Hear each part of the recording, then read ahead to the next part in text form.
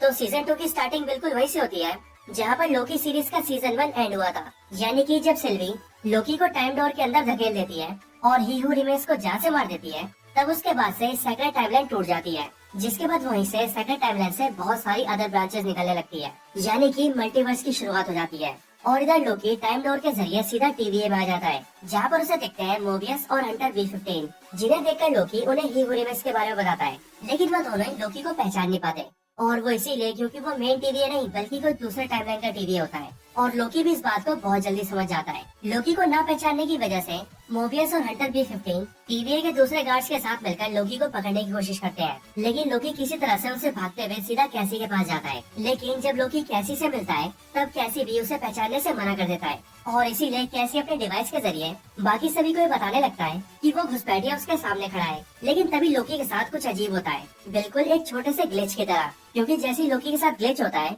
वैसे ही वो वहाँ से गायब होकर कहीं और पहुँच जाता है। लेकिन जैसे ही लोकी ये जानने की कोशिश करता है कि वो कहाँ पर है, वैसे ही उसे समझ आ जाता है कि वो इस टाइम पर अपने खुद के टीवीए में है, जहाँ पर उसके सामने कैसी खड़ा होता है और वो लोकी को पहचान जाता है। इसके बाद ही लोकी को अपने सामने एक टूटा हुआ फर्श दिखता है, और उस टूटे हुए फर्श को देखकर लोकी को ये याद आता है कि जब वो टीवीए के गार्ड से भागते हुए कैसी के पास आ रहा था तब ये फर्श उसी दौरान टूटा था। और इसीलिए यहीं से लोकी ये समझ आता है कि अभी इससे पहले वो जिस टीवीए के अंदर था वो किसी और टाइमलाइन का टीवीए नहीं बल्कि यही टीवीए था। यानी कि टीवीए सिर्फ एक ही है, लेकिन लोकी अभी कुछ टाइम पहले टीवीए के पास्ट में था, यानी कि बीते हुए टाइम में। लेकिन अभी एक ग्लिच की वजह से वो वापस प्रेजेंट में आ चुका है। उस टूटे हुए फर्श को दिखाकर लोकी कैसी से उसके बारे में पूछता है, जिस पर कैसी लोकी को बताता है कि फर्श पर वो क्रैक काफी टाइम से है, शायद बहुत सालों से। और फिर इसीलिए यहीं से लोकी को ये कंफर्म हो जाता है कि जो वो सोच रहा है कहानी बिल्कुल वैसी ही है। अभी वो कुछ टाइम पहले पास में था और फिर अचानक से एक ग्लिच की वजह से वो प्रेजेंट में आ चुका है। इसके बाद ही लोकी कैसी से मोबियस के बारे में पूछता है, और वो कहता है कि मोबियस और हंटर B-15 कहाँ पर है। लेकिन कैसी लोकी को कुछ बता पाता कि उससे पहले ही लोकी एक बार फिर से ग्लिच की वजह से गायब हो जाता है। इसके बाद कैसी मोबियस और हंटर B-15 के पास जाता है और उन दोनों को ये बताता है कि अभी कुछ टाइम पहले उससे लोकी मिलने आया था और वो उन दोनों के बारे में पूछ रहा था। लेकिन उसके कुछ बोलने से पहले ही लोकी उसके सामने ही गायब हो गया। यहाँ पर हंटर B-15 और मोबियस को समझ पाते हैं कि उससे पहले ही उनके पास टीवीए का एक दूसरा गार्ड आता है जिसका नाम होता है X5, और वो X5 उन दोनों को बताता है कि रेमोना रेंसलेयर जो कि पहले टीवीए की जज थी, उसके अचानक गायब होने के बाद जजेस की एक नई काउंसिल बनाई गई है, और वो काउंसिल मोबियस और हंटर B-15 से मिलना चाहती है। इसीलिए उन दोनों को अभी कभी उनके सामने जाना होगा। इसके बाद ही मोबियस और हंटर B-15 X5 के साथ चले जाते हैं, लेकिन उनके वहाँ से निकलते ही लोकी फिर से कैसी के सामने आता है और वो कैसी से मोबियस के बारे में पूछकर सीधा मोबियस के पास जाता है। लोकी भागते भागते मोबियस की ओर जाता है और वो मोबियस को देख भी लेता है, लेकिन वो जैसे मोबियस को आवाज लगाता उससे पहले ही ग्लिच की वजह से वो एक बार फिर से पास्ट में चला जाता है। जहाँ आते ही लोकी सीधा वहाँ वॉर रूम में जाता है, जहाँ की दीवारों के ऊपर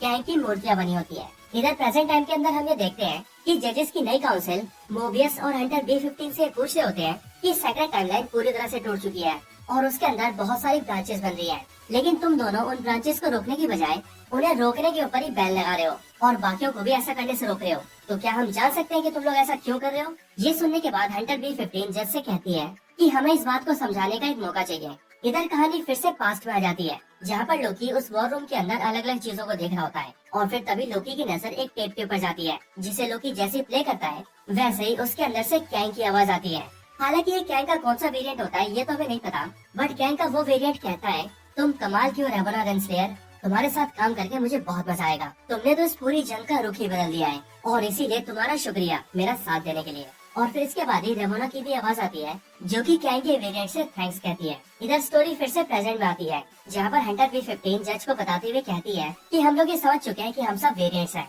वो वेरिएंट्स जो कि सालों से टीवी के अंदर काम कर रहे हैं, लेकिन इस टीवी से पहले हम सबकी जिंदगी थी, हम सबकी खुद की और अपनी जिंदगी, और उस जिंदगी में हम सब बहुत खुश थे। इसी के आगे वो लोग ये बात भी करते हैं कि जब वो लोग पहले दूसरे टाइमलाइन के अंदर गए थे तब उन्होंने वहाँ पर एक बार रेमोना रेंसलेयर की भी एक वेरिएंट को देखा था। जिसके बाद हंटर B-15 कहती है कि ये बात बिल्कुल सच है, इस टीवीए से पहले हम सबकी अपनी जिंदगी थी, यहाँ तक कि जज आपकी भी एक जिंदगी थी। इसके बाद हंटर B-15 का सपोर्ट करते हुए मोबियस भी ये कहता है कि हम जानते हैं कि ये बातें सुनने में काफी अजीब लग रही होंगी, लेकिन सच यही है कि इस टीवीए से पहले हम सबकी जिंदगी थी और हम सब यहाँ पर सिर्फ और सिर्फ वेरिएंट्स हैं। इसके बाद ही एक काउंसिल मेंबर हंटर B-15 से कहती है कि हम सभी यहाँ पर सेक्रेट टाइमलाइन यानी कि शाश्वत रेखा की सुरक्षा कर रहे हैं, और ये सुनते ही B-15 कहती है कि हम उस एक सेक्रेट टाइमलाइन की सुरक्षा नहीं कर रहे, बल्कि उसके अंदर से जितनी दूसरी ब्रांचेस निकली थी हम उन सारी टाइमलाइन्स को बर्बाद कर रहे हैं, और इसीलिए उन टाइमलाइन्स के अंदर जितनी सारी जिंदगियां थी हम उन सबको भी मार रहे हैं। इसीलिए हमें ये सब रोकना होगा। इसके आगे हंटर B-15 जज साहिबा से कहती है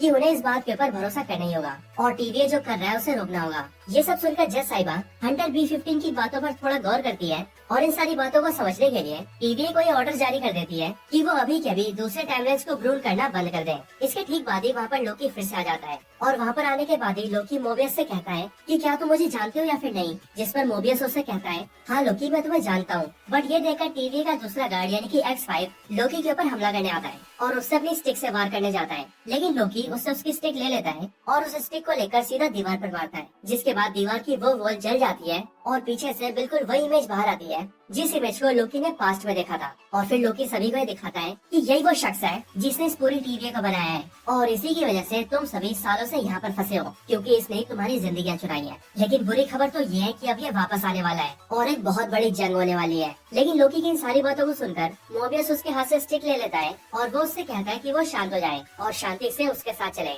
लोकी, मोबियस और हंटर B-15 के वहाँ से जाने के बाद काउंसिल X5 को ये ऑर्डर्स देते हैं कि वो सभी जल्दी से जल्दी सिल्वी को ढूंढे, क्योंकि ये सारा कांड उसी की वजह से हो रहा है। इधर मोबियस लोकी से पूछता है कि जब आखिरी बार मैं तुम्हारे साथ था तब हमारे सामने अलायथ नाम का मॉन्स्टर था, लेकिन उसके बाद ही मैं भ्रूण हो गया और सीधा यहाँ पर आ गया। इसीलिए मुझे बताओ लोकी कि वहाँ पर क्या क्या हुआ था। ये सुनते ही लोकी मोबियस को जवाब देता है कि वो अलायथ नाम का मॉन्स्टर कुछ भी नहीं था, वो तो सिर्फ सुरक्षा करने वाले एक कुत्ते जैसा था और वो सुरक्षा कर रहा था ही हू रिमेन्स की। वो समय के अंत में एक महल के अंदर बैठा था और वो वहीं से उन सारी चीजों को कंट्रोल कर रहा था। इसके बाद ही मोबियस लोकी से सिल्वी के बारे में पूछता है, जिस पर लोकी उससे कहता है कि शायद वो अभी भी वहीं पर होगी। और फिर इसके आगे लोकी मोबियस को समझाता है कि वो सबको पहले ये लग रहा था कि सेक्रेट टाइमलाइन को आजाद कर देने से सब कुछ ठीक हो जाएगा, लेकिन अब वो ये समझ चुका है कि ऐसा कुछ भी नहीं होने वाला। सेक्रेट टाइमलाइन को आजाद करने की वजह से उसके अंदर से और भी बहुत सारी दूसरी टाइमलाइन्स निकलेंगी, जिसकी वजह से उसके और भी कई सारे रूप सामने आएंगे, उसके भी बहुत सारे वेरिएंट्स और वो भी लाखों की मात्रा में, जिसके बाद एक बहुत बड़ी जंग होगी और हर तरफ सिर्फ खून खराबा होगा और वो सब के सब बहुत जल्द आने वाले हैं। इसके बाद मोबियस लोकी से कहता है कि मैं तुम्हारी सारी बातें समझ रहा हूँ, लेकिन बस मुझे ये समझ नहीं आ रहा कि तुम सीधे गायब होकर वहाँ वॉर रूम में कैसे आ गए। ये सुनते ही लोकी मोबियस से कहता है कि वो टीवीए के पास में था और फिर अचानक से वो टीवीए के प्रेजेंट में आ गया उन लोगों के सामने। और इसी पर मोबियस उससे कहता है कि टीवीए इस तरह से काम नहीं करता, टीवीए का ना तो कोई पास्ट है और ना ही कोई फ्यूचर, टीवीए टाइम से परे है, इसीलिए तुम्हारे साथ कुछ और हुआ होगा, ऐसा तो नहीं हो सकता। लेकिन ये सुनकर लोकी उससे कहता है कि बेशक से पहले टीवीए का पास्ट और प्रेजेंट ना हो, लेकिन अब है, क्योंकि उसके साथ ऐसा हुआ है। लेकिन मोबियस फिर भी लोकी की बातों पर भरोसा नहीं करता, बट उसके सामने ही लोकी एक बार फिर से ग्लिच करता है और वहाँ से गायब हो जाता है और फिर कुछ ही सेकंड के अंदर वापस भी आ जाता है, जो देखकर मोबियस को भरोसा हो जाता है कि लोकी जो भी कह रहा है वो सच कह रहा है। इसके बाद मोबियस लोकी से कहता है कि उन्हें लोकी की इस हालत को ठीक करना होगा और उसके लिए वो मिस मिनट को कॉल करता है ताकि मिस मिनट उनकी हेल्प कर सके। लेकिन ये सुनते ही लोकी मोबियस को रोक देता है और वो उसे समझाता है कि मिस मिनट भी उसके साथ मिली हुई है, यानी कि उस ही हू रिमेन्स के साथ, और इसीलिए वो बिल्कुल भी भरोसे लायक नहीं है। इसके बाद मोबियस लोकी से कहता है कि उन दोनों को रिपेयर एंड एडवांसमेंट डिपार्टमेंट में जाना चाहिए, क्योंकि वहाँ से उन दोनों को मदद मिल सकती है, क्योंकि उन दोनों को लोकी के इस तरह से बार बार गायब होने की स्थिति को रोकना होगा। इसके बाद ही मोबियस लोकी को सीधा उस डिपार्टमेंट में ले जाता है, जहाँ पर जाने के बाद उन दोनों की मुलाकात ओरोबोरस से होती है, जो कि उन दोनों से मिलकर लोकी से कहता है कि मैं और मोबियस एक दूसरे को काफी टाइम से जानते हैं और मोबियस मुझे प्यार से ओबी बुलाता है। लेकिन मोबियस को इस बारे में कुछ भी याद नहीं आता, लेकिन वो लोकी के सामने बहाना करता है कि वो ओबी को जानता है। इसके बाद ही मोबियस ओबी को लोकी की स्थिति बताता है, जो बताते ही लोकी एक बार फिर से ग्लिच करता है और पास्ट में चला जाता है और सीधा पास्ट के ओबी से मिलता है। इधर प्रेजेंट टाइम में मोबियस ओबी से कहता है कि देखा तुमने, यही दिक्कत है इसके साथ। और फिर ये देखकर ओबी उसे बताता है कि ये टाइम स्लिपिंग है, यानी कि अचानक से टाइम के फ्लो में आगे या पीछे निकल जाना। फिर इधर पास्ट टाइम में हम ये देखते हैं कि लोकी पास्ट के ओबी से कहता है कि उसे प्रॉब्लम हो रही है, जिस पर पास्ट का ओबी भी ये समझ आता है कि वो टाइम स्लिपिंग है और इसीलिए लोकी उससे कहता है कि वो इसे ठीक करने में उसकी मदद करे,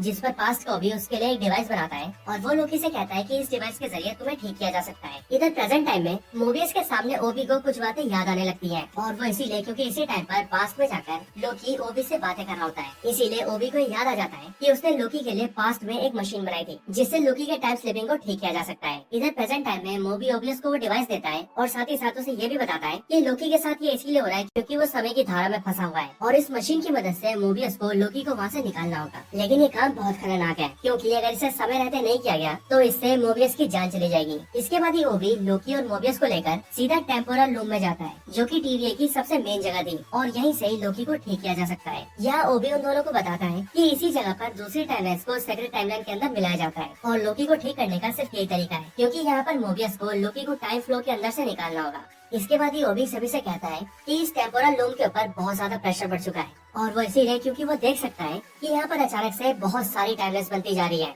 जिसकी वजह से ये ओवरलोड हो गया है और अगर सब कुछ ऐसी रहा तो ये ब्लास्ट हो जाएगा। लेकिन वो ब्लास्ट को रोकने के लिए इसके दरवाजे बंद कर सकता है, जिससे कि उस ब्लास्ट का असर उनके ऊपर ना हो। और क्योंकि ब्लास्ट बहुत ही कम टाइम में होने वाला है, इसीलिए अब उनके पास बहुत ही कम टाइम रह गया है और इतने कम टाइम के अंदर ही उन्हें लोकी को ठीक करना होगा। इसके बाद ओबी लोकी को भी एक डिवाइस देता है और उससे कहता है कि इस डिवाइस के अंदर जैसी हरी लाइट जले वैसे ही तुम इस डिवाइस को एक्टिवेट कर देना, जिसकी वजह से तुम टाइम स्ट्रीम के अंदर वापस आ जाओगे और फिर वहीं से मोबियस तुम्हें खींचकर बाहर निकाल लेगा। और फिर ओबी उन सबसे ये भी कहता है कि इन सबको करने के लिए तुम्हारे पास सिर्फ 5 मिनट है, तो जाओ और अपना काम जल्दी से करो। इधर मोबियस और लोकी प्लान कर ही रहे होते हैं कि वो दोनों मिलकर अपना काम कैसे करेंगे कि इतने में लोकी के साथ एक बार फिर से ग्लिच होता है और वो फिर से वहाँ से गायब हो जाता है। लेकिन इस बार वो टीवीए के पास में जाने के बजाय टीवीए के फ्यूचर में चला जाता है। लोकी देखता है कि हर तरफ अफरा तफरी मची हुई है और फ्यूचर टीवीए की हालत कुछ खास अच्छी नहीं है और इसीलिए चीजों का पता लगाने के बारे में लोकी इधर उधर जाने लगता है। इधर ओबी मोबियस को सूट पहनाकर तैयार कर देता है और उसके हाथों में उस डिवाइस को देकर उसे टेम्परल लूम के पास भेज देता है। लेकिन इसके साथ ही लोकी को ये भी याद आता है कि वहाँ से टाइम स्ट्रीम के अंदर जाने के लिए लोकी को टाइम स्टिक की जरूरत पड़ेगी। वो टाइम स्टिक प्रेजेंट टाइम में लोकी के पास होती है, लेकिन क्योंकि ग्लिच की वजह से वो फ्यूचर में आ गया था, इसीलिए यहाँ पर वो टाइम स्टिक को ढूंढने लगता है और फिर जैसे उसे टाइम स्टिक मिलता है वो वैसे ही खुद को ब्रूट कर लेता है और सीधा टाइम स्ट्रीम के अंदर चला जाता है। इधर मोबियस काफी टाइम से लोकी के इंतजार में खड़ा होता है, लेकिन क्योंकि वो टेम्परल लूम बहुत ज्यादा ओवरलोड जाता है, इसीलिए ओबी मोबियस से कहता है कि वो वापस आ जाए, क्योंकि अगर वो अभी वापस नहीं आया तो उसे मजबूरन इस गेट को बंद करना होगा। मोबियस ओबी से थोड़ी देर रुकने के लिए कहता है और वो उससे कहता है कि लोकी आता ही होगा, लेकिन ओबी को मजबूरन गेट को क्लोज करना पड़ता है और गेट को क्लोज करने के लिए वो बटन को ऑन कर देता है। और वो इसीलिए क्योंकि अगर वो ऐसा नहीं करता तो वहाँ पर होने वाले ब्लास्ट की वजह से पूरा टीवी और उसके अंदर के सारे लोग मारे जाते हैं। ओबी के बटन दबाते ही गेट क्लोज होने लगता है और इसीलिए वो मोबियस को किसी तरह से वापस आने के लिए कहता है। इधर मोबियस भी ये समझ जाता है कि अब लोकी वहाँ पर नहीं आने वाला, क्योंकि शायद से लोकी अब टाइम स्ट्रीम के अंदर कहीं खो गया है। इसीलिए मोबियस भी वापस आने की कोशिश करने लगता है, बट उसके लिए वापस आना बहुत मुश्किल होता है और इसीलिए वो धीरे धीरे अपने कदम बढ़ाने लगता है। लेकिन फिर तभी मोबियस को लोकी दिख जाता है और इसीलिए वो अपने डिवाइस के जरिए लोकी को वहाँ से खींच लेता है, जिसके बाद लोकी सीधा उड़ते हुए मोबियस से आकर टकराता है और वो दोनों ही गेट के बंद होने से पहले टीवी के अंदर आ जाते हैं और इस तरह से मोबियस लोकी को बचा लेता है और लोकी मोबियस को बचा लेता है। लेकिन इसके बाद ही टीवीए की दूसरी तरफ हंटर B-15 ये देखती है कि टीवीए के बहुत सारे सोल्जर्स टाइम गेट के जरिए कहीं जा रहे होते हैं और उन सबको देखकर हंटर B-15 ये समझ जाती है कि अब कुछ बहुत बड़ा होने वाला है और इसके साथ ही ये एपिसोड यहीं पर खत्म हो जाता है। एपिसोड के खत्म होने के बाद इसके अंदर एक पोस्ट क्रेडिट सीन भी आता है, जिसके अंदर हम ये देखते हैं कि टाइम डोर के जरिए सिल्वी एक बिल्कुल ही अनजान टाइमलाइन के अंदर पहुंच जाती है, जो कि सेक्रेट टाइमलाइन की एक ब्रांच टाइमलाइन होती है और जहाँ वो पहुंचती है उस जगह का नाम होता है ब्रॉक्सटन ओक्लाहोमा और ये साल होता है साल 1982। यहाँ पर आने के बाद ही सिल्वी पास के एक मैकडोनल्ड स्टोर में जाती है और वहाँ जाकर कुछ खाने के लिए मांगती है और फिर इसके साथ ही ये पूरा एपिसोड यहीं पर खत्म हो जाता है। तो दोस्तों यही थी स्टोरी लोकी सीजन 2 के पहले एपिसोड की। आपको इसकी कहानी कैसी लगी मुझे कमेंट्स में जरूर बताएं।